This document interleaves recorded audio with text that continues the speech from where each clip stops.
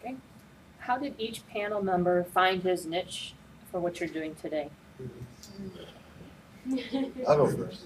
I mean, I'll be honest with you. I wasn't a great student in high school, and I went to DeVry because some of my dad's friends had kids that went to DeVry and got great jobs. I was really good at chess, but I don't know. I did math and things like that, but.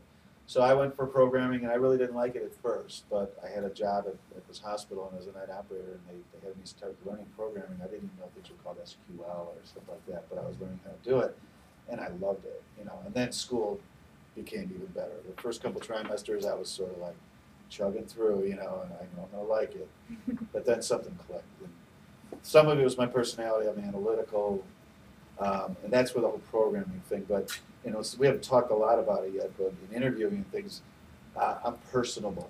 And I said about networking, I have no problem talking to people.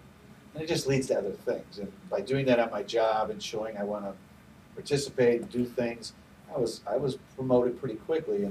And I dealt with a lot of external parts of our job, traveling, these user groups and things I told you about. I stopped programming after 3 years. And I was a supervisor, then a manager. And then I decided to take a chance. Some of the business that we had in my company went away, Medicare contracts. So I went into consulting. I left the company. I didn't think I would, but I did. I got into a whole other thing. I'm selling. But I'm tied really closely to IT. And that's why I'm pretty successful at it, is because I can talk to a manager and know what they're talking about. And be a sales guy, doing what I'm supposed to do. It just went its direction. It's kind of wild, and probably all of you will say it. You get there, it gave you the foundation, it fit perfectly, the DeVry education I got to the job, and then everything just went on its way. And it's all based on, your initiative and all the things you want to do. It's all based on, I guess, being positive and confident and, going after it.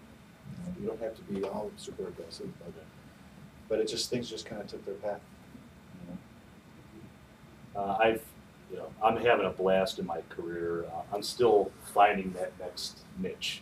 I'm on career number 4, which they all kind of presented themselves in different ways, but I'm always looking for more and trying to do something different and exciting and challenging. And my ability to do that, I think, is really deeply rooted in kind of where I started from. I came into the workforce able to hit the ground running, and I ran fast, and I was able to kind of proceed and meet my goals and objectives much faster than I ever expected. And in doing so, then I could jump on to the next thing. I'll jump on to the next thing. So I was talking earlier before about continuous learning and education. I'm a big believer in that. The more you can develop yourself and add to your toolbox and your base of knowledge, the better you're able to take advantage of that opportunity when it is staring you in the face. You may not know that it's coming, but when it comes, you want to be able to take advantage of that. And, I've been lucky to hear that knocking on the door of opportunity a few times and open it up and go with it. It's interesting. Each of us have a different perspective. I have found a company that I believe in. I've been there for 24 years, and we opened with, discussion of network, and what helped me find my niche is 2 things. I think one is I felt important to establish a brand. In other words, when people work with me, what do I want them to experience on a consistent basis? What is it that I want them to expect? And what impact do I want to have with them, even before they sit and meet with me that day? And so I think one of the things I focus on is, what do I want people to feel about me when they work with me, and how can I help them achieve what's important to them, while hitting what's important to the organization as well as my work team. And so what helped me find which was really getting clarity around where I felt my value proposition was in the company that I'm in.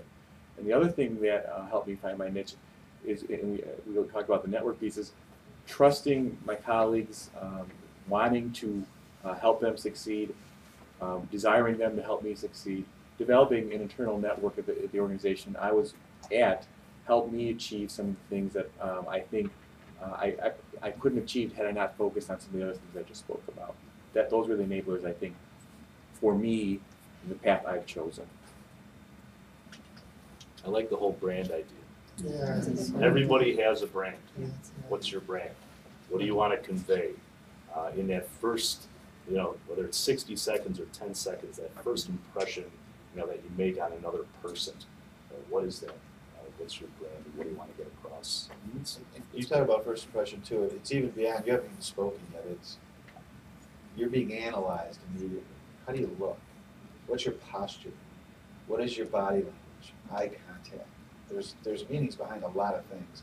Crossing your arms. I hope I've done it, but that's a defense. That's a defense mechanism. There's, one thing that helped me. This is after I started. Is I was forced to take a speech class for a week.